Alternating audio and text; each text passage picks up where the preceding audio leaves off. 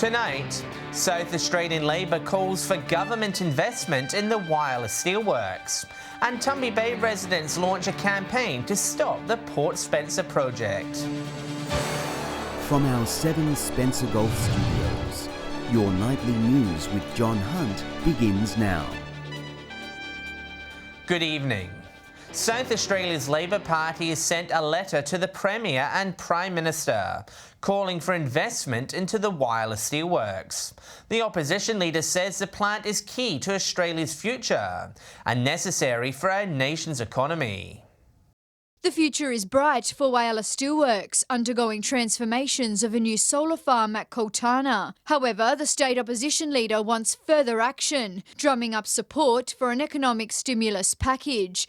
The local Labor MP describing the plant as crucial to the Australian economy. I wrote to the Premier and to the Prime Minister, along with Peter Malinauskas, the Leader of the Opposition, calling for a tailored assistance package for the steelworks here in Whyalla. The assistance package revolves around an anticipated drop in demand for steel. Given that this is the only integrated steelworks in the whole of the country that produces structural product and rail. The Marshall government says it's been steadfast in committing to GFG, providing $50 million to the company's transformation. When we came to office, we said we would honour that, and we still stand ready, willing and able to do that. It follows a 2-day visit from the State Labor Party touring Whyalla, speaking with council and small businesses about the importance of a post-COVID-19 recovery strategy, especially for the steelworks. Whyalla City Council are continuing to support GFG whenever we can,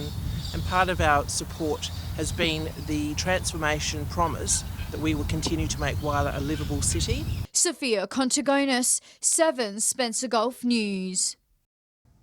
A fight is brewing at Lipson Cove on the Eyre Peninsula over the proposed Port Spencer project.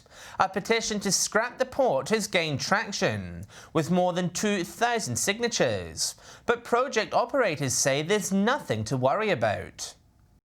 A pristine coastline which could soon be transformed into a grain export hub, but not if the local community get their way. The major concern to the Port Spencer project is the location. The frustrated community formed a petition against the port, which quickly gained more than 2,000 signatures, including current shareholders of Free Air. But the company says there's nothing to worry about. We will have no impact on any of the beaches or any of the wildlife associated with the general area. The proposed location, a stone throw away from Tumby Bay, just 20 kilometres up the coast.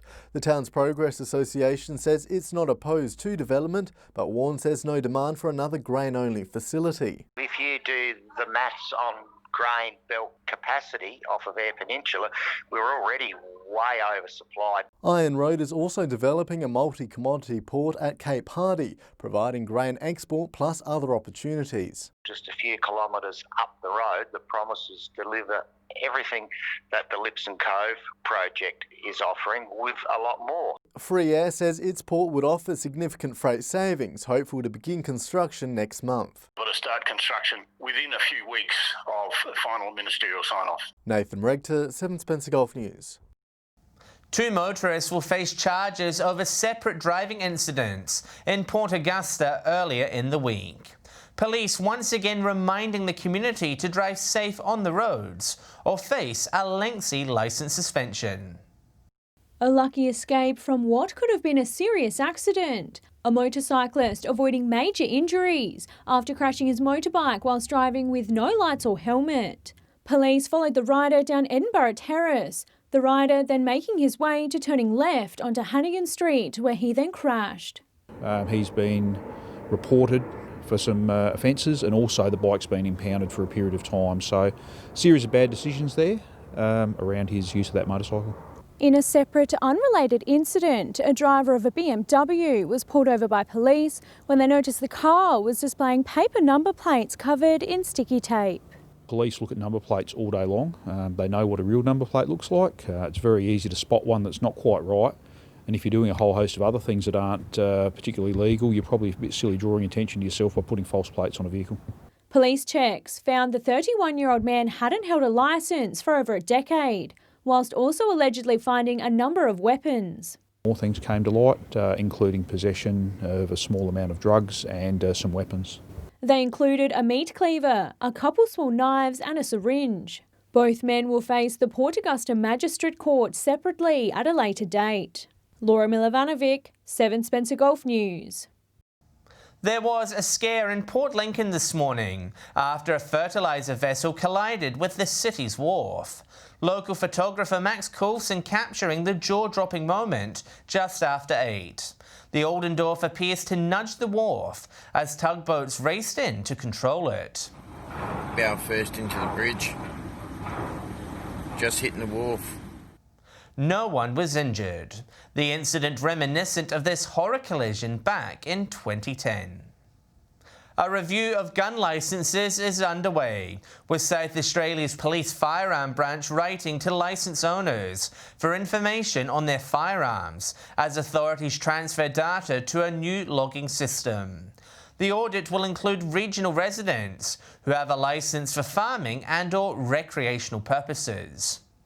We will be sending out a notice in writing to advise them that they need to conduct a self-audit of their firearms, which will be looking at the model, the make, the serial number, providing that information to SAPOL. Licence owners will have 28 days to respond. Still to come tonight, a Port Pirie food hub on the lookout for more volunteers. And 2 Port Lincoln sports clubs ravaged by fire receive financial support.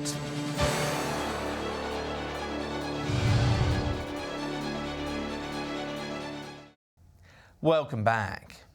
Port Pirie's food hub has been under the pump, with an increase in residents needing support during these trying times. Staff are now calling for locals to give up their time and help those who need it most.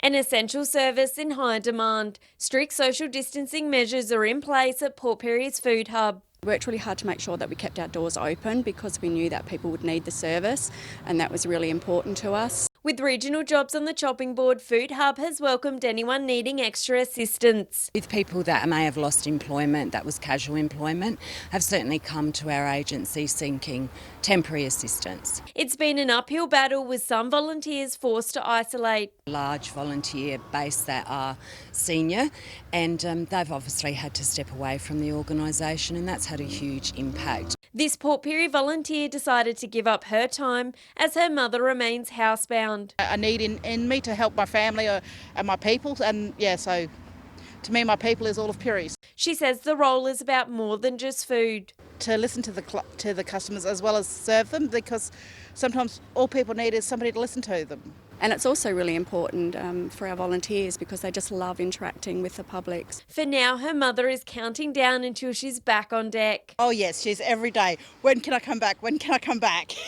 Those interested in helping are urged to get in contact. Shari Hams, 7 Spencer Gulf News. A Port Lincoln sports club is trying to pick up the pieces and reopen after being ravaged by the tragic Duck Ponds bushfire late last year. The organisation awarded a sizable donation to help get it back on its feet.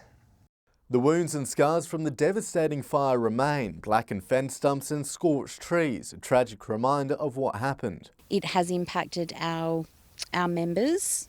We haven't been able to have rallies ever since. The Port Lincoln Pony Club, located on the outskirts of the city, was ravaged by last year's Duck Ponds bushfire.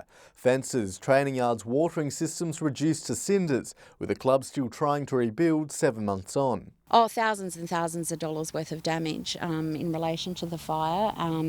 As a result, we need to clear all of the fence lines. Now a glimmer of hope, securing a $1,500 grant from the Rotary Club and Eyre Peninsula Community Foundation. We've been able to partner with them successfully to help both the Port Lincoln Pony Club and the Port Lincoln Sporting Cargo Club. The money set to breathe new life into the club, replacing fence lines and damaged equipment. Members hoping to reopen for a special rally in August. We're certainly inviting anyone that's interested in knowing more about horsemanship or joining the Pony Club to come and attend. In the bush here, we need all the help we can, and so that when disaster affects our sports and our fabric of life, I think it's very important that we try and maintain and get back on our feet as quickly as we can. Nathan Regter, 7 Spencer Gulf News.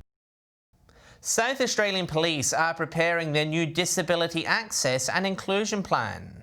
Port Pirie sergeants are calling on any residents living with a disability to have their say and provide feedback.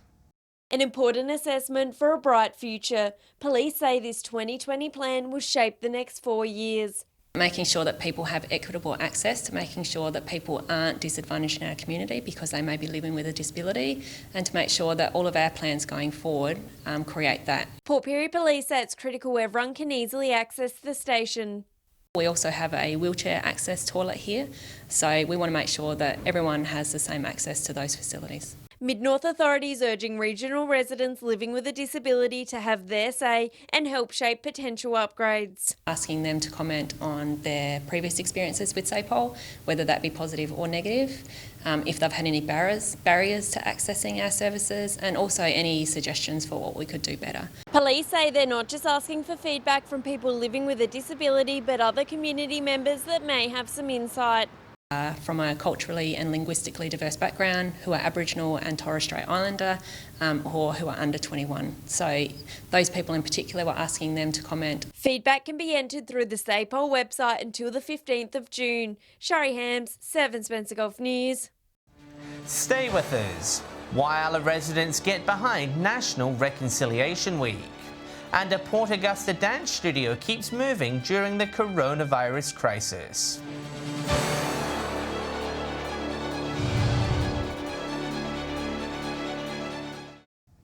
While our artists are getting creative, involving residents and children in commemorating Reconciliation Week.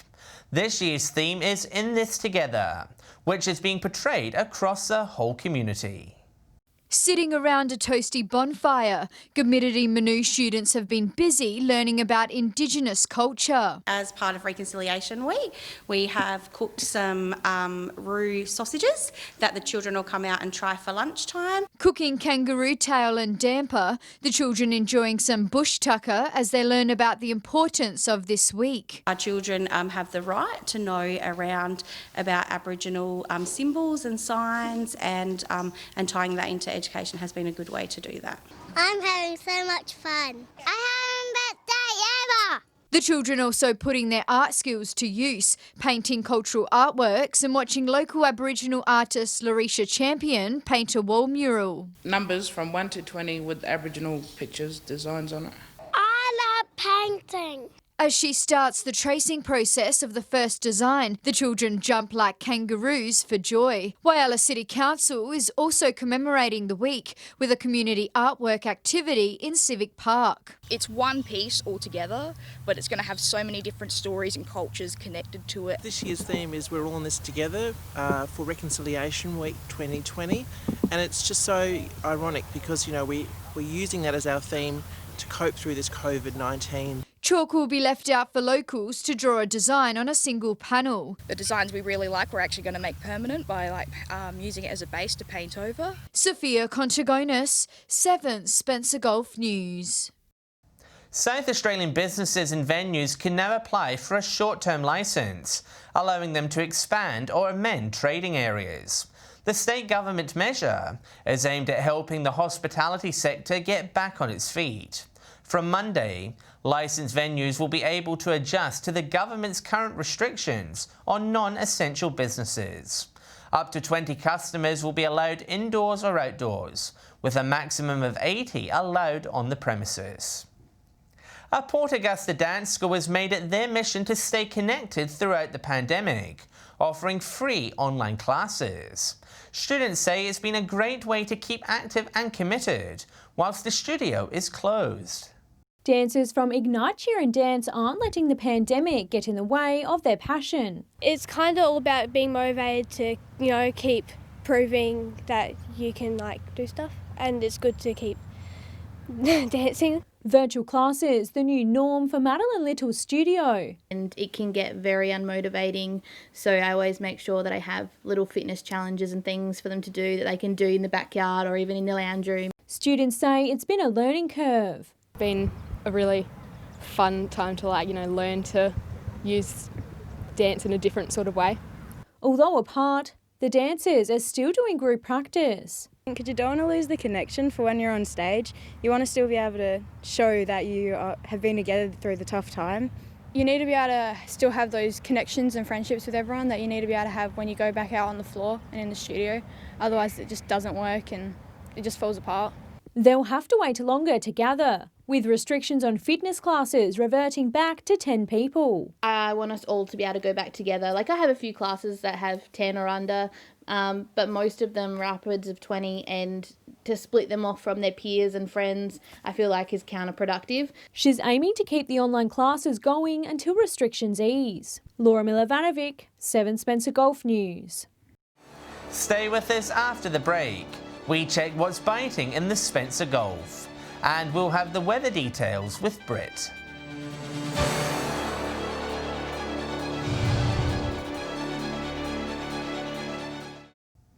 Hello again.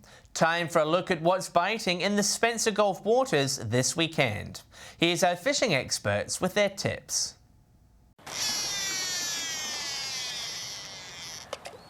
G'day and welcome to this week's fishing tips from Port Augusta, Jewel North. Well, bog stock standard at the moment, but not a real lot of fish around. King George whiting can be caught, not a real lot, but the ones they're getting are quite big. A few grass whiting getting mixed up in the catches there as well. Salmon up and around the creeks, Chinaman's Creek, Port Patterson, in those areas. Some snook out in the middle banks, and about this time of year there's starting to be some fish, tropical fish poke up. So there has been some spotting of dolphin fish, and I wouldn't be surprised if you've got a sunfish up here as well. There's also been a big turtle. That's all we have from the Jewel North. Welcome another week around the Gulf fishing tips from Port Pirie. Last week was a little bit lumpy and all that sort of stuff, but I reckon we're going to be pretty right this weekend. The tides will be better. We've told you over the past that Eastern Shoal usually is the first chance of King George whiting and big. With this cold snap we've had, they should be running amok over there, and the top end of Ward Spit, I'd have a look. If you come back through to Checker Buoy, you'll find yourself some squid and King George mixed together if you don't want to go that far. Try Third Creek patches and I'm sure that you'll do all right. Don't forget, there's still crabs around at this particular moment. Have a crack at those. We'll see you next week. G'day and welcome to this week's fishing tips from Port Lincoln. The squid have been doing pretty good around the town at the moment. There's been some good catches off the town jetty late in the evenings, just on the high tide. There's been some good catches down along Proper Bay as well, when the guys have been down there whiting fishing. Moving down to the south coast, there's been plenty of salmon down there. The idea is to keep mobile and find the schools of salmon. That way you're in for a bit more fun when you actually find the fish instead of sitting there at the gutter. Moving over to Coffin Bay side, the whiting have been a little bit slower in the bay as the water cools. Better catches at the moment have been coming from the Farm Beach area. That's about it for this week. We'll see you again next week. And with a look at what's happening in the weather this weekend, here's Britt. Thanks, John, and good evening. We'll start with today. Mostly sunny conditions across the region. Port Augusta recorded a high of 20 degrees. Broken Hill and Woodner both 19. 17 was the high at Whyalla, Coffin Bay and Port Lincoln today. Kadina and Cleve both reached 16 degrees, as did Adelaide. Clare 14. From the satellite, patchy cloud about the Spencer Gulf today with an upper level trough. Generally clear elsewhere under high pressure.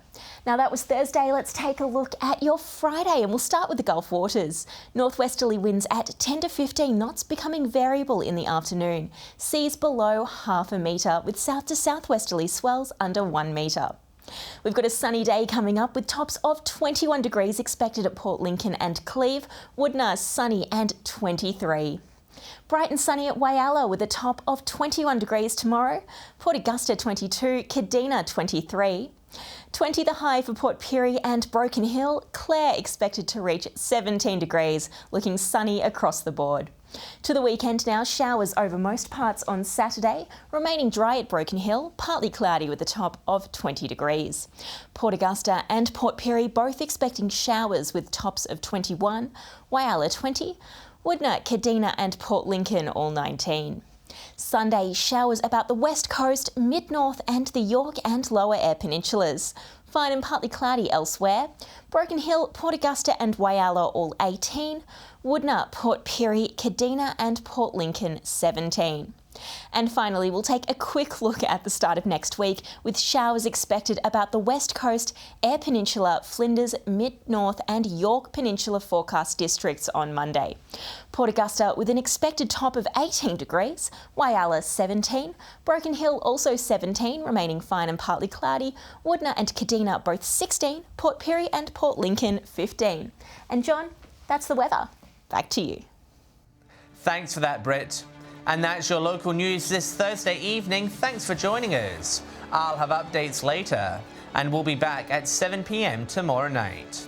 On behalf of the team, have a great evening. Good night.